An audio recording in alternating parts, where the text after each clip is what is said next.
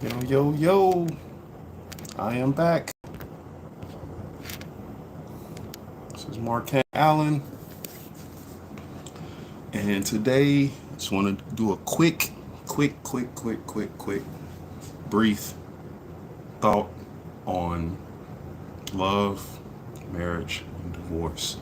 And pose the question to the commenters: are we getting it right? Are we getting it wrong?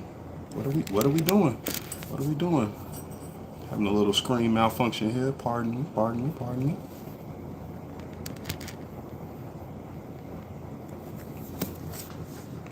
Hopefully everyone can hear and see me clearly.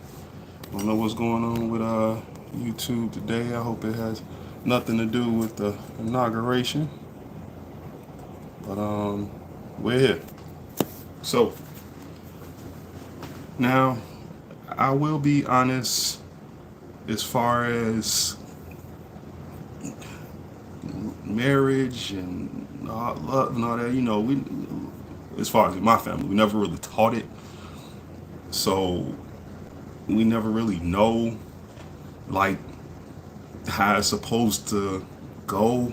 You just kind of see, someone around you that's doing it, and maybe hear conversations as a child, or and some people may have parents that sit down and tell them, well, this is how it should be, and this is what you should require, and this and that. But a lot of times, we learn it from trial and error when it comes to it. No one. I mean, you can get a book all you want, and it's still not gonna go cookie cutter like that, because life just isn't like that.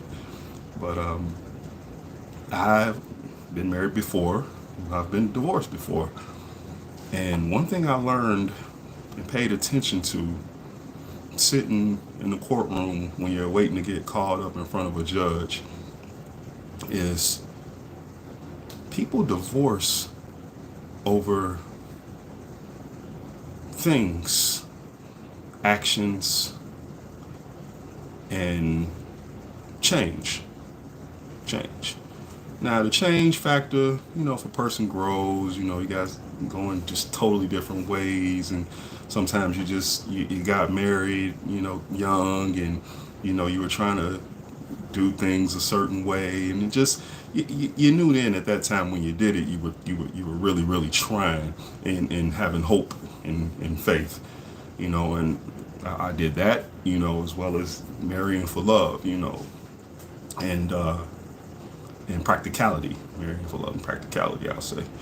But when you sit in the courtroom and you hear people argue, you'll hear people argue over things, items, time with their children, money. You'll hear people argue over all these things, and most times high on that list, the argument is going to be two things.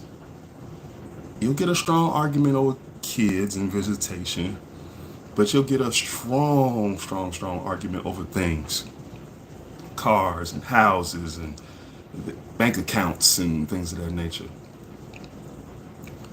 And you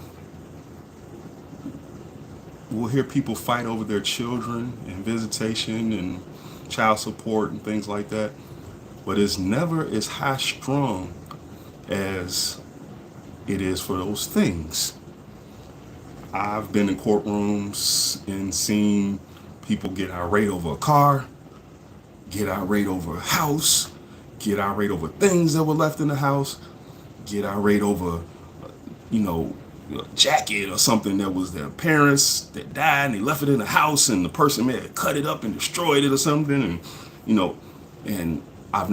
I've seen people taken out of the courtroom for arguing over those things.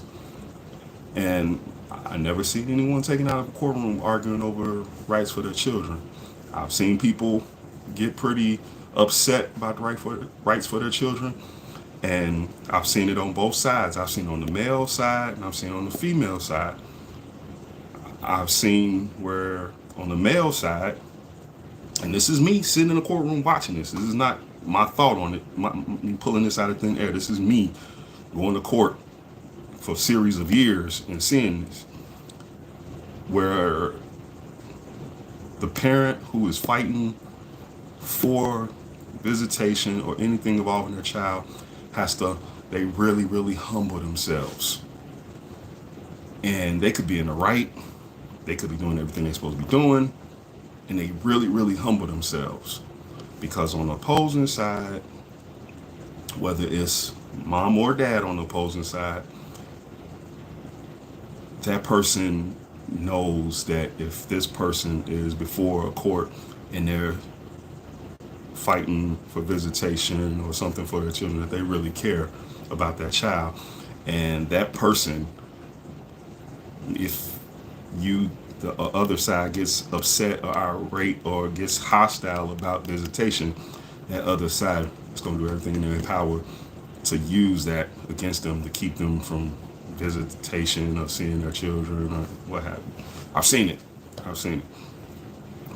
And I think when it comes to marriage and love, I think as a society, we're trying to go back to this one faction of how marriage should be or how relationships should be between male and females, and I think we're getting it wrong because we have a history of a high divorce rate over those same things that we're trying to peg society to stay like or reform back to, and I've always thought marriage, if you're marrying your best friend, you and your best friend, you guys have a good time together. You and your best friend, you guys, think of things together. You and your best friend, it's like, you know, your spouse should be your best friend. It's like this your road dog, your ride or die, your man. Before I call anybody, I'm gonna call you.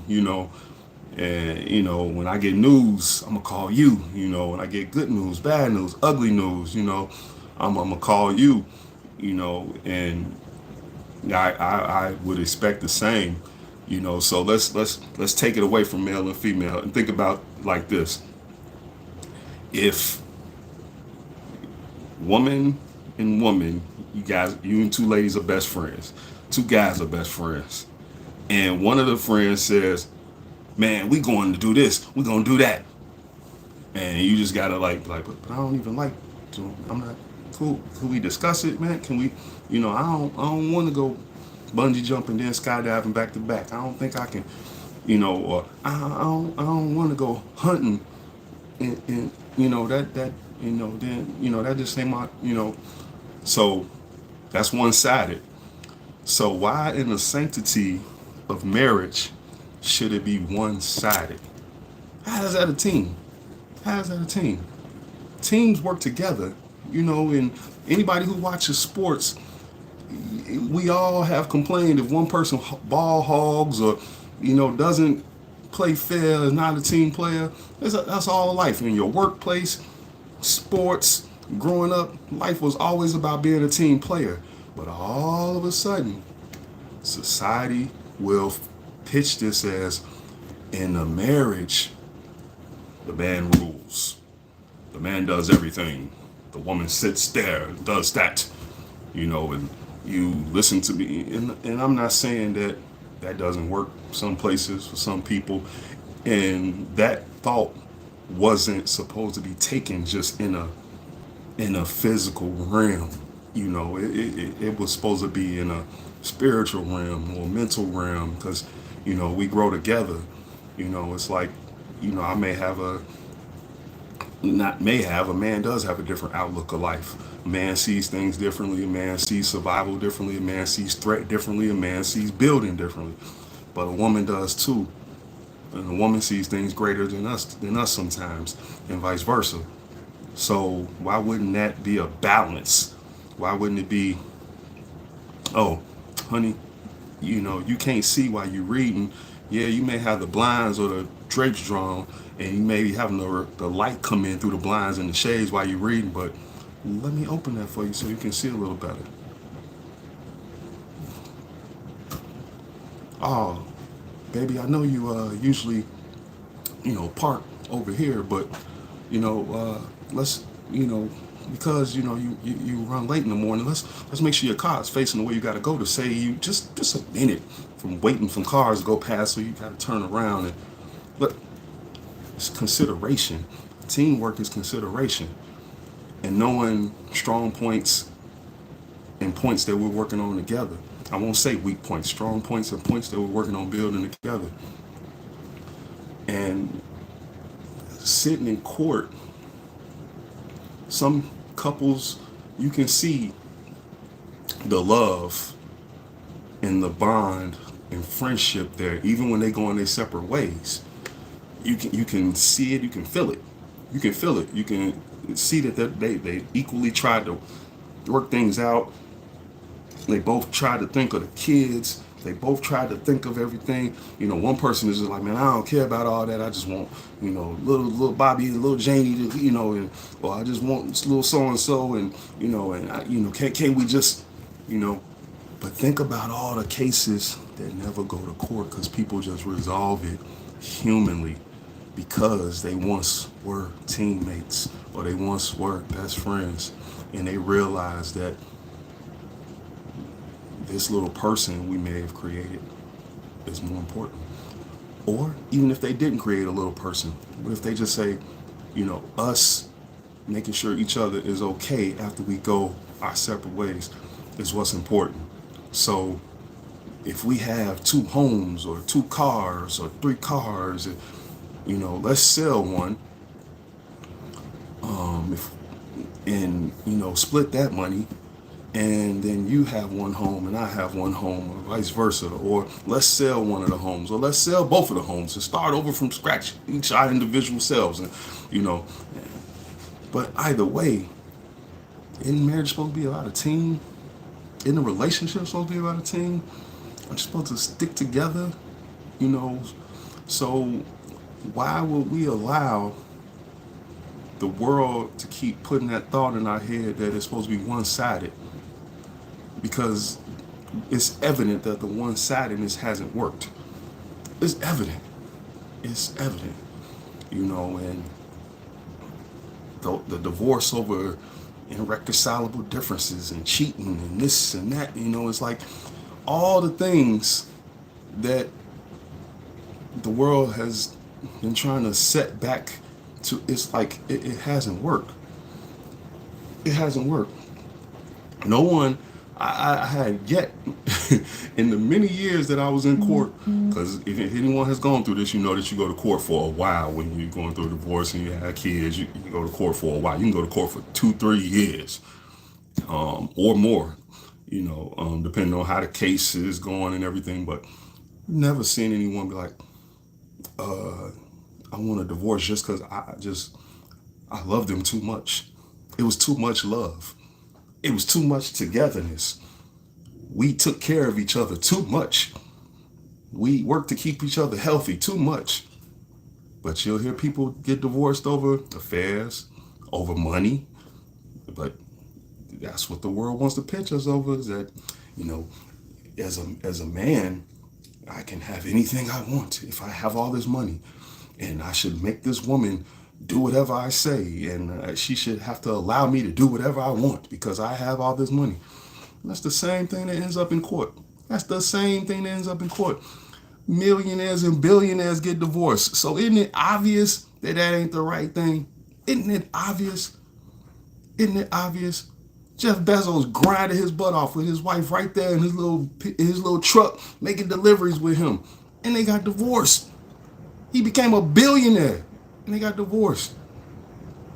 Now, yeah, you can say what you want about their inner life, and they grew up in this, and he grew and he changed, but it's like, if the goal is just to attain material and monetary thing, didn't that dude obtain that? That dude attained that and some. He damn near runs the planet with shipping. So it's like, it got to be something more, right? It got to be something more. That's just a common sense thing. It has to be something more. People, NBA players, NFL players, NHL players, MLB players, everybody who makes the millions, done had a bunch of wives. Not all of them, but a lot of them. Musicians, celebrities. So what is it? It can't be just money. Can't be just houses. Can't be just cars that they're looking for. It can't be all those things.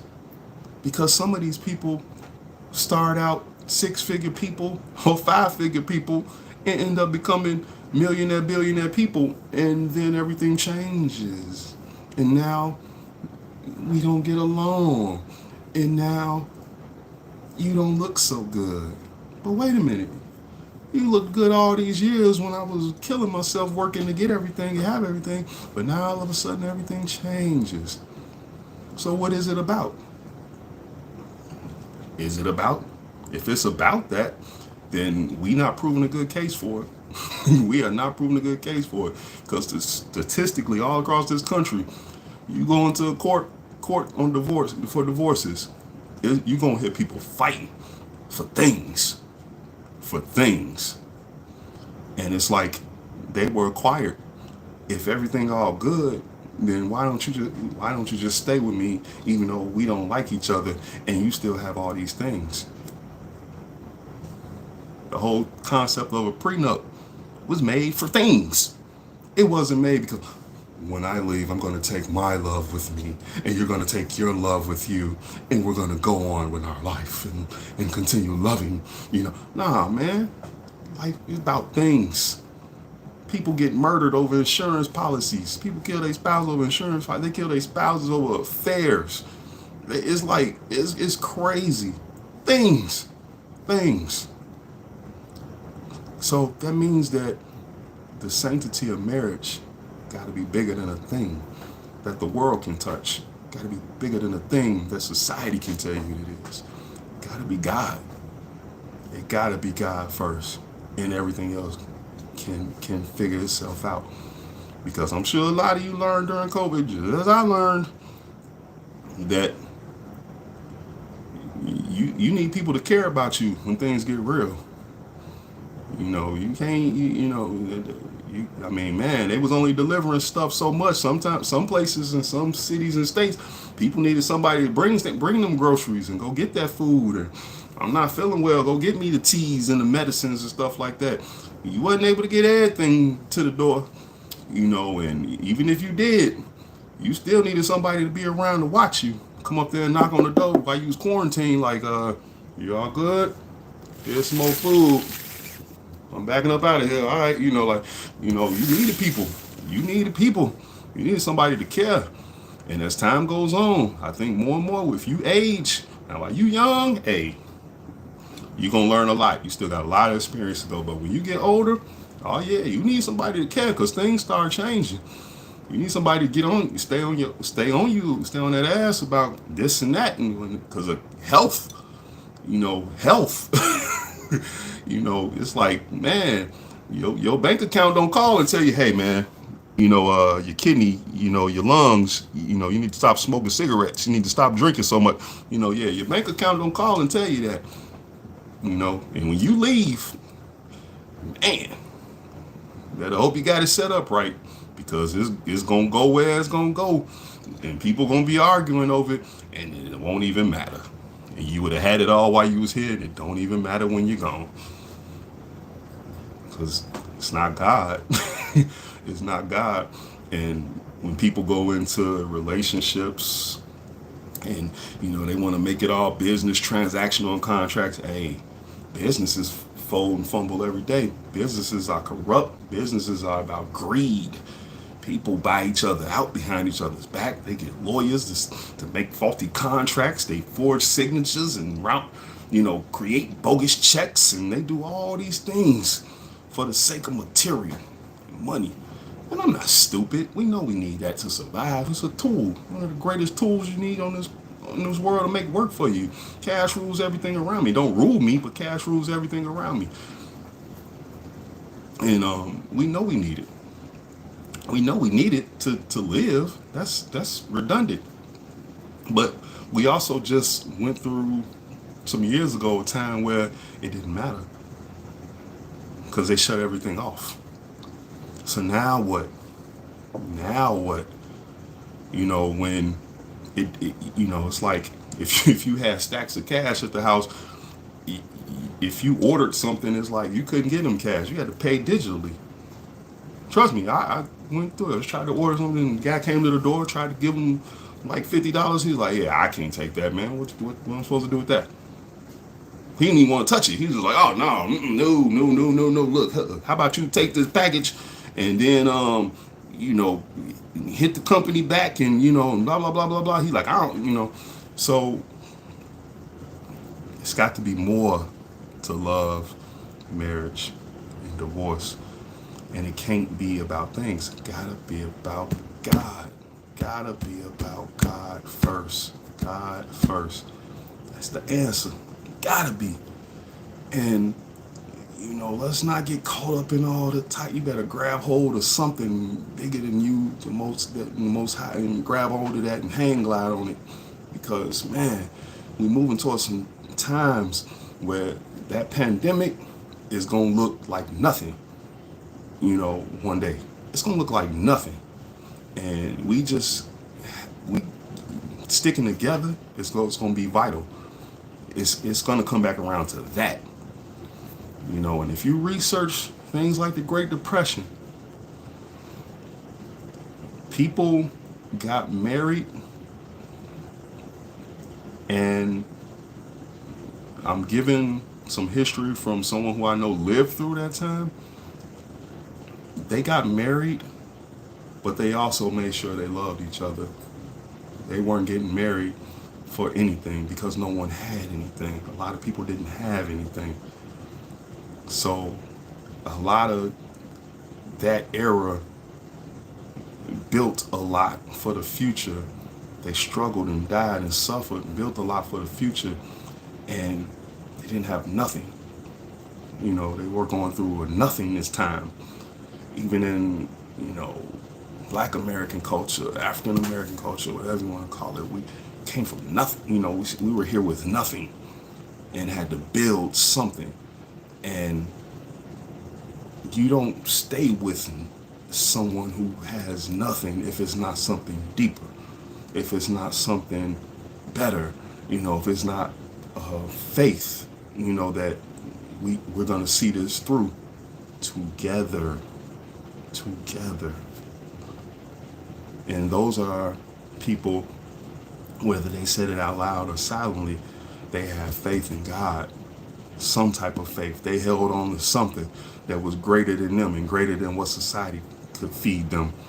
Because if you looked around at certain times and era in history, there wasn't nothing beautiful to look at. There wasn't nothing grateful to aspire to. People lived in ghettos, and it wasn't just black people. It was all kind of different cultures. People living in ghettos. People lived on farms and little shacks as houses and stuff like that. Well, what was there to look for hopeful for? What was there to look towards? Somebody had to sit up and say, "Man, we got to get through this." So somebody one day will know that this is possible, that God is real. And if that didn't happen, I think today faith would be nothing. No matter how many times people said it, no matter how many preachers, no matter how many imams, no matter how many rabbis, faith would be nothing to people if we didn't have the history and spirit of people fighting to show us the power of faith and will. Because people went through a lot worse. People went through a lot for us to drive a vehicle, to have a home, to have a residence to stay in, to work a job, to ride a bus, to ride a train, to walk the street, to go to a restaurant, and we've got so complacent and comfortable with the fact that those things exist, and you forget that, man, a lot of people, no matter what they look like, paved the way for you to have the little things that you take for granted every day, that you may throw away, that you may forget about. So don't forget about that. Those relationships, it was love. It was love for each other, but it was also love for God. Knowing that, man, it's gonna be better one day, even if we don't see it. Our great, whoever's coming after us. And even notice that term. They don't just say the little person that's coming behind. We call those people that came before us great. And those people, excuse me, that came before us called us great grandchildren or great grandchildren, because they aspired for us to be better in every shape, form, and fashion. So we gotta seek that. We can't keep following. Can't let the world hold that carrot on a stick and how you chasing it, thinking that things are supposed to be your relationship. Like your relationship with God is your relationship. Your relationship is your relationship. You can slice it how you want to slice it. If it worked the way that society says it should be, then God bless it. If it doesn't, don't be stupid. Don't be stupid. Because one of the other things I've learned going to court is a lot of people shouldn't be getting divorced. They still care about each other. They still love each other. They still got something. But they let things come in between.